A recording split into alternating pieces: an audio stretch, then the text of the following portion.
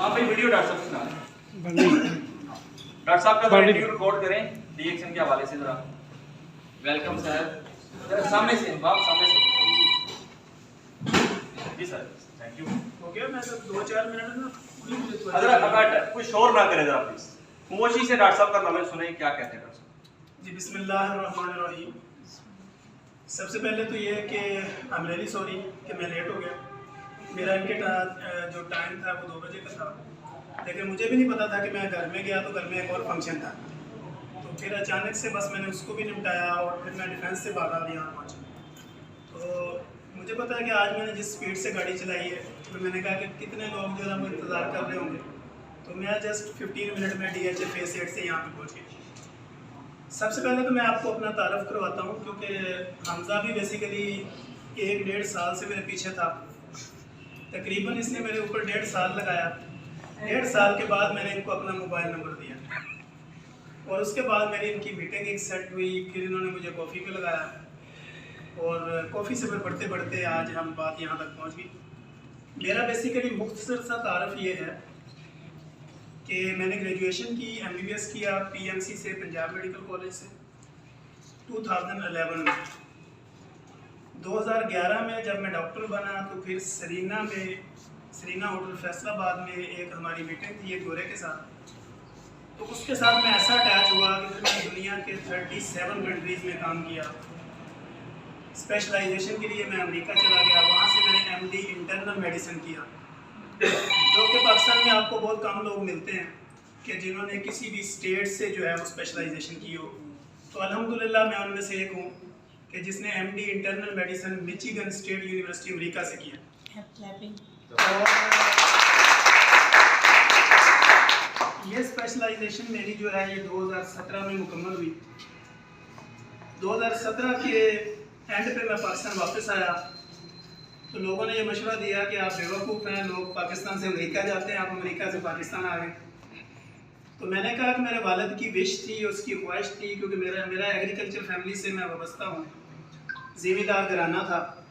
वालदा ने शौक़ से मुझे डॉक्टर बनाया। डॉक्टर के बाद मैं खुद ही स्पेशलाइजेशन पे चला गया और मैं कभी कभी ये वाक़या डिफरेंट TV चैनलों पे जब मैं जाता हूँ तो मैं उनको कहता हूँ कि मेरी ज़िंदगी का एक असूल है कि मैंने 37 मुल्कों में काम किया WHO के साथ। WHO basically world health organisation के साथ हमने हेल्थ की रिसर्च के ऊपर काम किया। ये मेरा शौक़ था और मैंने ये सारा काम शौकिया किया, किसी मजबूरी में नहीं किया, किसी पैसे के लालच में नहीं किया। उसकी रीज़न ये थी कि अल्हम्दुलिल्लाह हम सिर्फ 2 भाई थे और एक बड़ी एग्रीकल्चर लैंड है, बड़ी ज़मीन है, तो अल्लाह का करोड़ा एहसान था कि माली तौर पर कोई प्रॉब्लम नहीं था।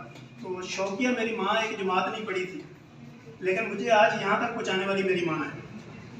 तो अब स्टेटस है जो इस वक्त करंट पोजीशन है, मैं यानी 2017 में मैंने लाहौर में आके ये कदम रखा और मैं इस वक्त कंसल्टेंट मेडिकल स्पेशलिस्ट हूँ मियो हॉस्पिटल में, ईस्ट मेडिकल वार्ड में। और उसके बाद 150+ सेटअप मैंने लाहौर में बनाए जो डिफरेंट हॉस्पिटल हैं, कोई DHA में है, कोई मेरा मॉडल टाउन में है, कोई किसी जगह पे है, जिसकी हमने कोलैबोरेशन की। और उसमें मैंने जितने भी बेरोज़गार डॉक्टर थे उनको मैंने एक टीम में एडजस्ट किया और उनको डिफरेंट जगह पे हमने सेटल किया। बेसिकली पर्पस सिर्फ ये था कि PR को डेवलप करना है और जो हमारे यहाँ पे बड़े बड़े टाइगोन थे मेडिकल में उनके ऊपर हैवी होना था मैंने। तो अब मैंने सारी तंजीमों में घुस के देखा कि मेरी जगह किसी जगह नहीं बन रही थी, क्योंकि वो मेरे से बड़े बड़े वहाँ पे खरांड लोग बैठे हुए थे और वो कभी भी नहीं चाहते थे कि एक नौजवान डॉक्टर जो है वो आगे कल को ऊपर बैठे और गवर्नमेंट के साथ मुज़ाकरात करे और मामला पे जाए। तो मैंने जब इनकी हर मीटिंग में जाके ये थोड़ा सा देखा, इनका सिस्टम को चेक किया, तो मैंने कहा यहाँ तुम्हारी कोई गाल नहीं करनी, तुम्हें एक और प्रेशर ग्रुप बनाना है। तो मैंने फिर उसको डेवलप करते हुए मैंने MBBS डॉक्टर जितने भी हमारे स्पेशलिस्ट थे उनके साथ मिलकर मैंने एक ग्रुप बनाया जिसका हमने नाम रखा है international consultant group of doctors. उसमें पूरे पाकिस्तान के जो डॉक्टर थे वो भी थे और जो ओवरसीज़ थे, जो बाहर के मुल्कों में सेटल हैं डॉक्टर, उनको हमने ऐड किया। तो हमने इस नेटवर्क को बना के लाहौर में एक अपना मजबूत स्ट्रेंथ, एक सेल बना दिया। अब जब एक कॉन्फ्रेंस आई एक पार्टी की, तो उन्होंने मेरे से रब्ता किया कि आपका एक बहुत बड़ा नेटवर्क है, तो आप हमारी कॉन्फ्रेंस को कामयाब करवाएं। मैंने कहा कि हम आपकी कॉन्फ्रेंस को कामयाब करवाएंगे, आप उसके सिलसिले में हमें क्या देंगे? उन्होंने कहा जी 20,000 रुपये की रजिस्ट्रेशन है एक डॉक्टर की, आप बताएं हम आपके लिए क्या करें। मैंने कहा मेरे 100 डॉक्टर की रजिस्ट्रेशन फ्री करें। उन्होंने मेरे 100 डॉक्टर की रजिस्ट्रेशन फ्री की, मैंने 100 डॉक्टर को पीसी में लॉन्च किया और मैंने उनकी पूरी जितनी भी कॉन्फ्रेंस थी उसके सारे सर्टिफिकेट लिए उनसे, और 100 जो बंदा था मेरा उनको हमने पूरा लेक्चर अटेंड करवाया, पूरी कॉन्फ्रेंस में जो जदीद मेडिकल टेक्नोलॉजी थी वो हमने उनको दी। इसी तरह उस कॉन्फ्रेंस की कामयाबी के बाद एक दूसरे ग्रुप ने मेरे से रब्ता किया, फिर तीसरे ने किया। किस्सा मुख्तसर ये कि इस वक्त अल्हम्दुलिल्लाह कि लाहौर में एक मेरा नाम है और किसी आप मीडिया चैनल पे चले जाएं वो मुझे जानते हैं। इस वक्त मैं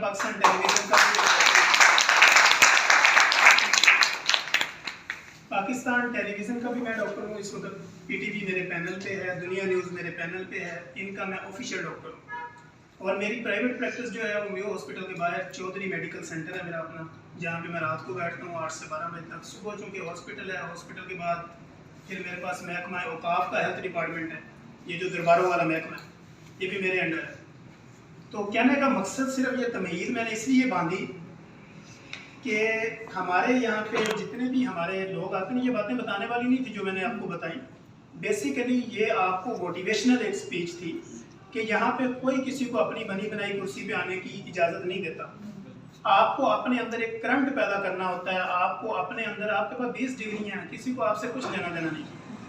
लेकिन जब आपके अंदर गैट्स होंगे, आपके अंदर एक आपकी कैलिबर इस तरह का होगा कि आपके अंदर वो क्वालिटी होगी तो लोग खुद आपको लेंगे। अभी मैं 3-4 दिन पहले मुझे स्पेशल टीवी से कॉल आई, वो मुझे कहते हैं जी हम आपको हेल्थ स्पेशल प्रोग्राम का एंकर बनाना चाहते हैं। तो मैंने कहा यार मेरे पास तो टाइम ही नहीं है। उन्होंने कहा जी आप हफ्ते में 2 प्रोग्राम दे दें। मैंने कहा जी ठीक है। अभी 2 दिन पहले मैंने उनको ज्वाइन किया और मेरा पहला प्रोग्राम जो है वो बड़ा हिट गया उनके ऊपर, वो मैंने हेल्थ स्पेशल के नाम से किया। तो कहने का मकसद ये है कि हमें अपनी सादगी को भी बरकरार रखना है, अपनी तालीम को भी मद्देनज़र रखना है और अपने अराउंड के अंदर जो आपका बिजनेस कम्युनिटी है उसको आपने किस तरह टाइटल करना है, ये चीज़ें भी आपको सीखनी होती हैं। मुझे मार्केटिंग का बिल्कुल अंदाज़ा नहीं और मुझे इसका पता भी नहीं कि डेक्सन क्या चीज़ है, और ये मुझे बस गेरगूर के ले आए डेक्सन में और मैंने अपने को 5-7 पेशेंट को मेरे ख्याल को 5-7 नुस्खे लिखे जो मैंने डायरेक्ट इन्हीं का नंबर दिया। मैं कहा मुझे नहीं पता इसका आगे करना क्या है, ये बंदा जाने इनका काम जाने। बस इन्होंने मुझे जब वो स्लिपें भेजी है, कोई 15,000 की किसी ने खरीदी है, किसी ने 20 की खरीदी है, किसी ने 10 की खरीदी। तो लेकिन चूंकि मैंने ये काम नेक नियति से किया, मैंने पैसे के लिए नहीं किया। मैंने वो पेशेंट देखे कि जो कंटिन्यूसली मेडिसिन खा रहे हैं, यानी वो CID पे हैं, क्रॉनिक लिवर डिजीज़ पे हैं, या वो CKD में है, क्रॉनिक किडनी डिजीज़ पे चल रहा है पेशेंट, या वो ओवर वेट है, या इस तरह ओवर ईटिंग की वजह से उनका वेट बढ़ा हुआ है, इस तरह के कोई मसाइल हैं। तो हमने देखा कि बाज़ दफ़ा ऐसी एलोपैथिक मेडिसिन, होम्योपैथिक मेडिसिन या हिकमत की मेडिसिन हो, लोगों ने एक ना ट्रेंड बनाया हुआ है। लोग ये समझते हैं कि भाई एलोपैथिक ही सिर्फ नुकसानदेह है, बाकी कोई दवाई नुकसानदेह नहीं। आपके जिस्म में कोई भी चीज़ जो बाहर से फॉरेन बॉडी की सूरत में जाएगी वो नुकसानदेह। अब मैं बाहर सड़क पे खड़ा होता हूँ, एक बाहर हवा का बुल्ला भी अगर गंदगी मेरे अंदर ले जाएगा तो वो भी नुकसानदेह। तो ये कहना है कि जी फलां दवाई का नुकसान है, फलां दवाई का नुकसान नहीं है, ये बिल्कुल रॉन्ग है। मैं इसको किसी सूरत नहीं मानता। उसका सिलसिला अब क्या होता है, अब डेक्सन की तरफ आएँ या इसके अलावा हम किसी भी नेचुरल प्रोडक्ट की तरफ जाएँ तो उसका फ़ायदा क्या होता है। हम किसी भी प्रोडक्ट को, जैसे हमारी एलोपैथिक है, मैं अक्सर होम्योपैथिक वालों से ये सवाल करता हूँ या किसी हकीम से सवाल करता हूँ तो मेरी दवाई का तो साइड इफेक्ट भी पता है और उसके इफेक्ट भी पता है। आपकी दवाई की ना कोई रिसर्च है, ना कोई उसका साइड इफेक्ट है, ना कोई उसकी थ्योरी है, ना कोई आपके पास लिटरेचर है, और आप लोगों को कहते हैं कि इसका साइड इफेक्ट ही कोई। मेरी तो हर दवाई के अंदर इतना बड़ा लिटरेचर है, उस पर साइड इफेक्ट भी लिखे हुए हैं कि क्या हो सकते हैं, क्या नहीं हो सकते, और वो कहाँ से स्टैंडर्डाइज है और किसने उसको ऑथराइज किया। ठीक है। और आपकी तो किसी दवाई का कोई स्टैंडर्ड ही नहीं है, किसी लैब ने उसको परफॉर्म ही नहीं किया, कोई आपके पास उसकी डिटेल ही नहीं है, तो कौन सा सौदा बेच रहे हैं। हर वो सौदा बिकता है जो हकीकत में मबनी होता है। अब बेसिकली जो ऑर्गेनिक मेडिसिन होती है ये होती क्या है, हम वहाँ पे बाहर निकलते हैं, कोई भी किसी बाग में चले जाएं, जैसे मैं चूँकि एक्सरसाइजर लवर हूँ, तो हम जब एक्सरसाइज पे होते हैं तो हम देखते हैं डिफरेंट पौधों को भी पढ़ते हैं, उनके सारे मामलात को भी देखते हैं। अल्लाह ने दुनिया में जो भी चीज़ पैदा की है ना, वो आपकी रिसर्च के लिए पैदा की। अल्लाह आपको शिफा देने पे आए ना तो लोग नीम के पत्ते लेके उससे भी कैंसर खत्म कर देते। तो बेसिकली होता क्या है कि आपने इन चीज़ों को ये समझना होता है। जैसे ये डेक्सन का, मैं अगर सिर्फ कॉफ़ी का एक्सपीरियंस बताऊँ, क्योंकि मैं कॉफ़ी लवर हूँ, दुनिया में हर जगह हर कैटेगरी की कॉफ़ी पी। इन्होंने मुझे इस दिन बस एक दिन ज़बरदस्ती एक कॉफ़ी पिला दी, लेकिन उस वक्त तो खैर मैंने कहा कि यार ये बंदे पता नहीं क्या गेम चला रहे हैं। बहरहाल इनकी गेम सुना, बाकी देखेंगे बाद में। फिर उन्होंने मेरे क्लिनिक पे भेज दिया एक डब्बा। वो लड़के मेरे रेगुलर बना के दे रहे हैं मुझे डेली एक मग। तो वो मुझे आहिस्ता आहिस्ता पता चला कि मैंने कहा यार चले कोई फ़ायदा ना हो तो इसका नुकसान भी कोई नहीं है, तो चलो गर्म पानी से ही जा तो रहा ना अंदर। तो वो मैंने शुरू किया। खैर उसके बाद मैंने एक पेशेंट को कन्वर्ट किया, फिर दूसरे को किया, तीसरे को किया। लेकिन मैंने शुरू जब इनका किया ना तो मैंने मसाज आयल से किया। मैं कहा कोई नहीं, अगर अंदर कोई फ़ायदा नहीं तो बाहर नुकसान भी कोई नहीं। तो मैंने उस पर इसको शुरू किया। लेकिन ये सारी बातें तो होगी। अब सिंपल सी बात ये है कि organic medicine basically side effect रखती हैं, लेकिन उसका अगर साइड इफ़ेक्ट 2% है तो दूसरियों का 98% होगा। अब इनका तरीका कार होता है। एक दवाई आपकी तैयार हुई, उसकी लिमिट क्या है, उसने कब तक चलना है, उसकी डोज क्या है, देनी किस तरह है, ये बेसिकली होती है। क्योंकि हमें तो वो थ्योरी जो हमने एक दूसरे से सुनी होती है हम आगे सुना देते हैं। आपकी रिसर्च भी होनी चाहिए। कोई बंदा आपसे देखे ना, हर कैटेगरी के लोग आपको हर जगह पे एक जैसे लोग नहीं मिलेंगे। आप यहाँ पे किसी कम पढ़े लिखे लोग को किसी तरह का सौदा बेचेंगे, लेकिन किसी पढ़े लिखे के साथ बात करेंगे तो वो आपसे यही सवाल करेगा जो मैं कर रहा हूँ कि भाई आपकी रिसर्च क्या है, आपके पास क्या लिटरेचर है, कहाँ से आपने प्रूव किया हुआ है, कौन सी ऑर्गेनाइजेशन इसको मान रही है, कहाँ पे ये रिकमेंडेड है। ये सारी चीज़ें चलती हैं। चूँकि ये आपकी सारी मेडिसिन सप्लीमेंट है और सप्लीमेंट के साथ साथ फिर ये इनकी कॉस्मेटिक भी कुछ चीज़ें मैंने देखी इनकी, इसी तरह कुछ जो है इनकी सिरप फॉर्म में है। तो बेसिकली इन चीज़ों का फ़ायदा आपको ये है कि एक तो आपकी इम्यूनिटी बूस्ट करती, जो आपका दिफाई निज़ाम होता है ना बॉडी का, जो बीमारियों के खिलाफ लड़ता है। कोई भी फॉरेन बॉडी अटैक करती है मेरे ऊपर, तो मेरा अगर सिस्टम ठीक होगा तो वो उस अटैक को तोड़ देगा और बीमारी मेरे ऊपर असर नहीं करेगी। तो ऑर्गेनिक मेडिसिन जितनी भी होती है ये आपकी इम्यूनिटी को बूस्ट करती हैं, आपके दिफाई निज़ाम को बेहतर करती हैं। और दूसरे जो इसमें अंदर सप्लीमेंट्स होते हैं वो बेसिकली आपके अंदर कैल्शियम है, मिनरल है, पोटाशियम है, या इस तरह जितनी भी चीज़ें आपकी बॉडी में डेफिशिएंसी होती हैं, शॉर्टेज होती है, तो वो इस तरह के सप्लीमेंट जो है वो बाकियों की निस्बत बेहतर काम करते हैं। मेरे पास एक पेशेंट आती है, वो कहती है जी मैं तो 10 साल से सर्वैक्स-जी खा रही हूँ। हमारी एक टैबलेट है सर्वैक्स-जी, लोगों को आम पता है, मल्टीविटामिन है, वो उसकी कीमत होगी 200 रुपये। तो मैंने उससे कहा कि, वो कहती मुझे फ़ायदा नहीं होता। मैंने कहा बेबी सेब का रेट क्या है? कहती 300 रुपये किलो। इसी तरह मैंने कहा बाकी फ्रूट्स का अगर रेट चेक करें 1-1 किलो का, तो ये 1 महीने की दवाई का रेट 200 है। पर डे इसकी एवरेज निकाला तो 5 रुपये 7 रुपये बनती है। तो 7 रुपये में कौन पागल है जो आपको फुल ताकत देगा कि आप इसको खाएं और ताकतवर हो जाए? तो कॉमन सेंस की बात है ना। तो मल्टी विटामिन। अच्छा, दूसरी बात ये, हमारे हकीम हैं, उनका भी एक जादू टूना आपसे, क्योंकि मैं इस वक्त रिसर्चर हूँ WHO का। तो मैं गली गली मोहल्ले मोहल्ले में हकीमों को, होम्योपैथिक को, और इस वक्त जो क्वैकरी हो रही है, जो 2 नंबर डॉक्टर हैं पूरे लाहौर समेत, उनका मैं चेयरमैन भी हूँ इसमें, उनको पकड़ने में गवर्नमेंट के लेवल पे मैं उस कमेटी का चेयरमैन। तो हमें जाना पड़ता है नीचे। हम जब नीचे गलियों मोहल्लों में जाके हकीमों का सौदा पकड़ते हैं ना, तो उनका सौदा कैसे बिकता है?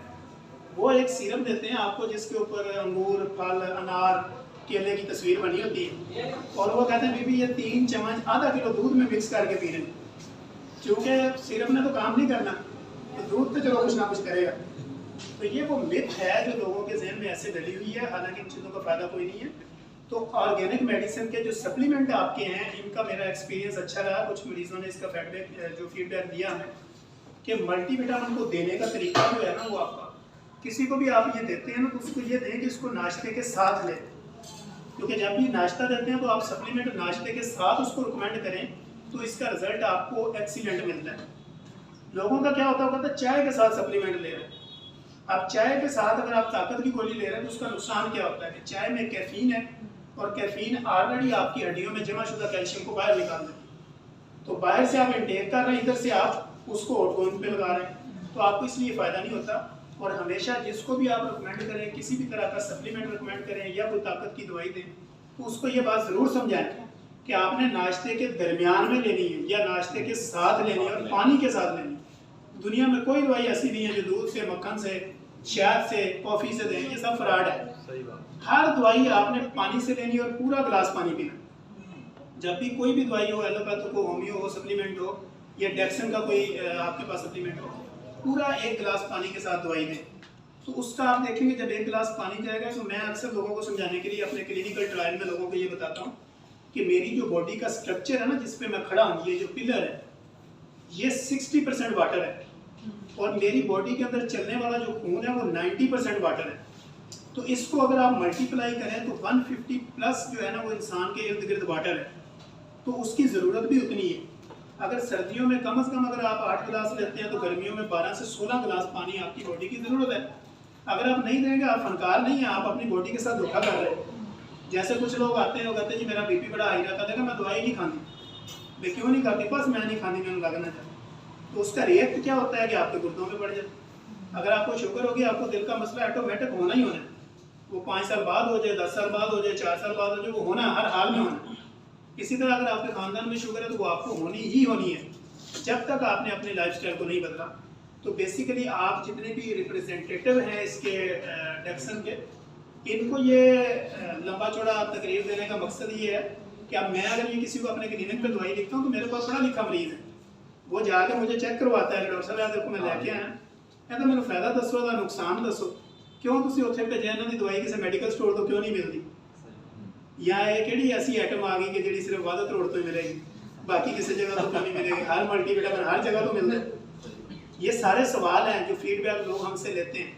फिर आपके अंदर ये काबिलियत होनी चाहिए। अब मेरे पास कई डॉक्टर आते हैं गाड़ी में, मेरे पास पूरी एक फाइल है CV की नौकरी के लिए, तो मैं उनको कहता हूँ कि जिस बंदे के पास ABC है ना, जिस बंदे के अंदर ये 3 क्वालिटी हैं, उसके अंदर ABC, वो बंदा कहीं भूखा नहीं मरता।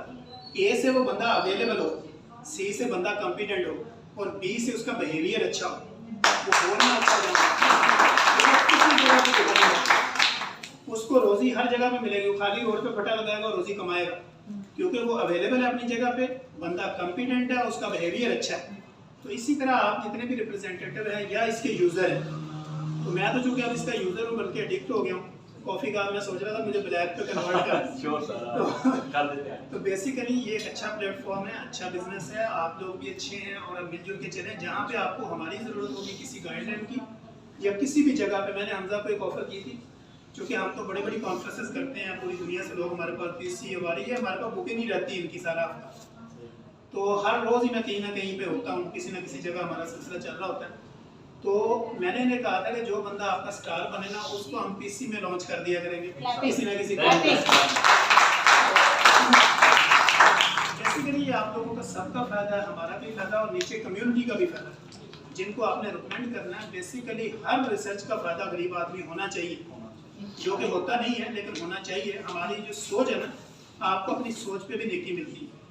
मैं अब जिस पर्पज़ के लिए यहाँ आया हूँ, चले किसी का मेरे एक लफ्ज़ से फ़ायदा हो जाएगा, तो मुझे उस नीयत पे अल्लाह जो है ना मुझे सवाब देगा, क्योंकि हर जगह पे जो भी आप काम कर रहे होते हैं ना, उसके पीछे ये होता है कि आपका कॉल और फेल क्या है, कि मैं यहाँ पे किस नीयत से हूँ। मेरी नीयत अगर ये है कि देखिए बिजनेस भी अपनी जगह पे आपने करना है, लेकिन गलत जगह पे बिजनेस ना हो, जिसको ज़रूरत हो उसको रिकमेंडेशन हो, जिस बंदे की ज़रूरत है उस तक सही चीज़ पहुँचाई जाए और उसको इसके तरीका इस्तेमाल भी सही बताया जाए। अब देखिए किसी एक दवाई को भी अगर आप उठा लें, 2-2.5-3 हज़ार की दवाई है, ठीक है, एक बंदा 3-4 हज़ार रुपया लगाता है, तो कम से कम उसको उसका बेनिफिट जो है ना 100 नहीं तो कम से कम 80% तो मिलना चाहिए।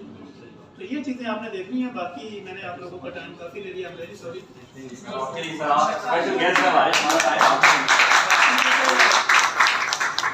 मैं तो जो डेली बोलने का आदी हूँ, मुझे तो शुरू करते तो 2 घंटे बुलाते हैं, जिस बीमारी पे शुरू करते हैं, क्योंकि हमारा रोज का काम है। एक के बाद सब पर नहीं, बस मैंने वैसे आप लोग किसी भी जगह मुझे सुनना चाहें तो आप इंटरनेट के किसी भी प्लेटफॉर्म पे मेरा नाम लिखें, डॉक्टर तनवीर अरशद, तो हर जगह पे हम मौजूद हैं, हर बीमारी के साथ मौजूद हैं और डिटेल गुफ्तगू है हमारी। और इसी तरह मैंने अपनी गुफ्तगू के अंदर एक अंदाज ये भी अपनाया कि आसान अल्फाज, ताकि एक रेडी वाला, एक जूता पॉलिश करने वाला भी क्लिक करे तो उसको मेरी बात समझ आए कि मैं उसको कहना क्या चाहता हूँ। तो मैंने अपनी कम्युनिटी में भी कहा कि हम मेडिकल टर्मिनोलॉजी कम यूज़ करते हैं, क्योंकि मेडिकल टर्मिनोलॉजी तो पढ़े लिखे लोगों को पता चलेगा, तो हम तो टारगेट कर रहे हैं थोड़े कम पढ़े लिखे बंदे। तो इसलिए आप लोग भी अगर किसी को समझाएं तो उसके लेवल पे जाके समझें। अगर बंदा पढ़ा लिखा है तो उससे बात पढ़े लिखे अंदाज में करें, अगर कम पढ़ा लिखा है तो उसको अंग्रेजी मार के आपकी एफिशिएंसी ना दिखाएं। ये कोई बड़ा फन नहीं होता है, इंग्लिश बोलना कौन सा फन है। मैं दुनिया के 37 मुल्क घूमा, वो 37 ज़ुबानें जानता हूँ, हर ज़ुबान में मैं आपके साथ बात कर सकता हूँ। ये फ़न नहीं है। फ़न ये है कि मेरे सामने बैठने वाले के अंदर मेरी बात उसके दिल पे असर करे और मेरी बात उसके अंदर उतर जाए, ये फ़न है। तो यहाँ पे मैंने देखा कि आप जो कोई एक बंदा जाता है, वो आगे 10-15 लफ्ज़ इंग्लिश के बोल के वो फनकारी समझता है कि मैं बहुत बड़ा फनकार हूँ। तो मैं अल्हम्दुलिल्लाह दुनिया के 37 मुल्क घूम के 37 ज़ुबानें सीखी लेकिन दुनिया की असल जुबान मोहब्बत है। वो जिसको आप साथ बिठाएं और आपकी बात उसके ऊपर जादू कर जाए, ये आपका फन है और ये है आप पढ़े लिखे इंसान। आपके पास 20 डिग्री है। Thank you so much. आओ जी सारे लोग